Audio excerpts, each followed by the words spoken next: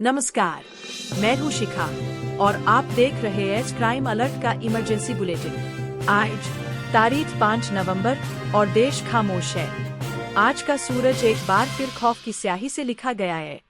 आज का दिन वो दिन है जब हमें पूछना पड़ रहा है, क्या सड़कों, क्या आसमान और क्या रेलवे की पटरियां, क्या कहीं भी जिंदगी सुरक्षित है। कल 24 घंटों के भीतर छत्तीसगढ़ में 8 जिंदगियां पटरियों पर काल के हवाले हो गई, जब एक पैसेंजर ट्रेन ने पीछे से मालगाड़ी को कुचल दिया। किसकी लापरवाही, कौन जिम्मेदार? हरियाणा में एक 17 साल की छात्रा अपने सपनों को पूरा करने के लिए लाइब्रेरी से लौट रही थी, लेकिन बीच रास्ते में दिन दहाड़े एक सनकी ने उसे गोली मार दी। दिन का उजाला और सरेआम गोलीकांड। दक्षिण भारत में एक यूनिवर्सिटी स्टूडेंट का अपहरण और गैंगरेप, लेकिन फिर पुलिस ने 3 आरोपियों की टांगों में गोली क्यों मारी? उत्तर प्रदेश और बिहार में माफिया राज पर हो रही कार्रवाई, लेकिन अपराध की नई कहानियां हर घंटे जन्म ले रही है।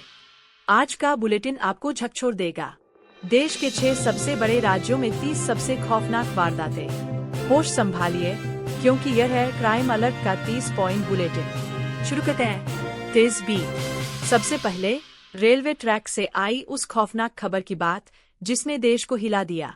1 पटरी पर 8 की मौत। छत्तीसगढ़ के बिलासपुर में मंगलवार की शाम को एक बड़ा रेल हादसा हुआ।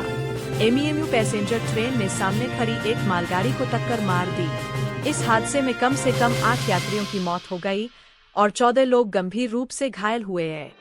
प्राथमिक जांच में यह टक्कर सिग्नल की लापरवाही के कारण हुई बताई जा रही है। 2 राजस्थान में न्याय का हंटर।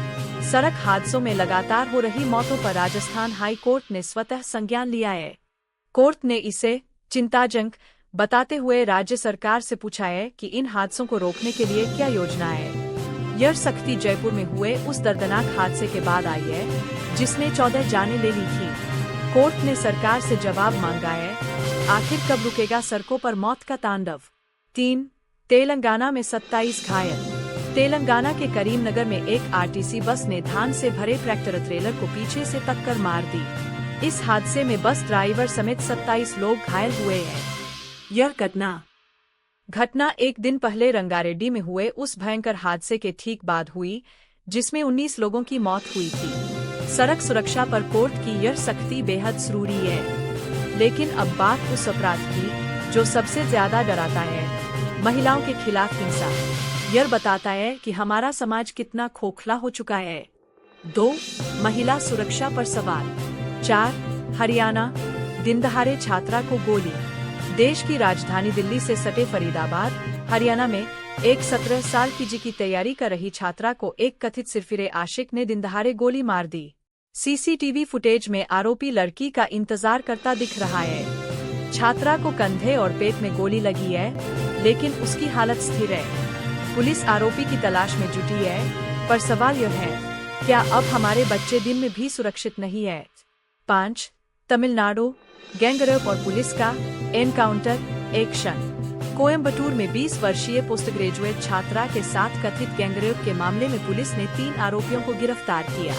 गिरफ्तारी के दौरान आरोपियों ने पुलिस पर हमला किया और भागने की कोशिश की, जिसके बाद पुलिस को आत्मरक्षा में गोली चलानी पड़ी। तीनों आरोपियों को पैरों में गोली लगी है। 6 झारखंड की सनसनीखेज वारदात। झारखंड में एक नाबालिग लड़के ने अपनी गर्भवती गर्लफ्रेंड की कुल्हाड़ी से हत्या कर दी और फिर खुद थाने जाकर आत्मसमर्पण किया। यह वारदात रिश्तों में आई उस भयावह दरार को दिखाती है जिसका अंजाम सिर्फ मौत होता है। 3 कॉरपोरेट फ्रॉड और राज्य की कार्रवाई। 7 बेंगलुरु का 0 इंटरेस्ट गोल्ड फ्रॉड। बेंगलुरु में 0% ब्याज गोल्ड लोन का झांसा देकर लोगों को ठगने वाले 2 आरोपियों को सेंट्रल क्राइम ब्रांच (सीसीबी) ने गिरफ्तार किया है। पुलिस ने इनके पास से ₹1.80 करोड़ का सोना और चांदी जब्त किया है। आरोपियों ने 11 महीने तक ग्राहकों का सोना लिया, उसे बेचा और फिर दुकान बंद करके फरार हो गए थे। 8 यूपी बिहार में संपत्ति कुर्क। उत्तर प्रदेश के मिर्जापुर में बिहार के सिविल कोर्ट के आदेश पर एक समाजवादी पार्टी (एसपी) नेता की बालाजी इंडस्ट्रियल फर्म को कुर्क कर लिया गया। यह कार्रवाई ₹3.40 करोड़ का चावल का भुगतान न करने और चेक बाउंस होने के मामले में हुई है। 9 बांदा मेडिकल कॉलेज में बवाल। यूपी के बांदा मेडिकल कॉलेज में 1 नवंबर को हुए बवाल के मामले में 2 अलग अलग पक्षों की ओर से 6 नामजद समेत 51 अज्ञात लोगों के खिलाफ एफआईआर दर्ज की गई है।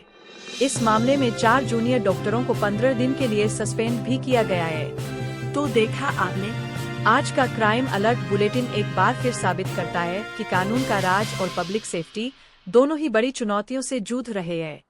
ट्रेन हादसे हो या दिन दहाड़े गोलीबारी, हर घटना शासन प्रशासन से कड़े सवाल पूछ रही है। हम कल फिर लौटेंगे देश की 30 सबसे जरूरी और वेरीफाइड क्राइम हेडलाइंस के साथ। तब तक अपना ख्याल रखिए, सतर्क रहिए। और हाँ, अगर आप चाहते हैं कि सच को आवाज मिलती रहे तो इस बुलेटिन को लाइक, शेयर और सब्सक्राइब जरूर करें।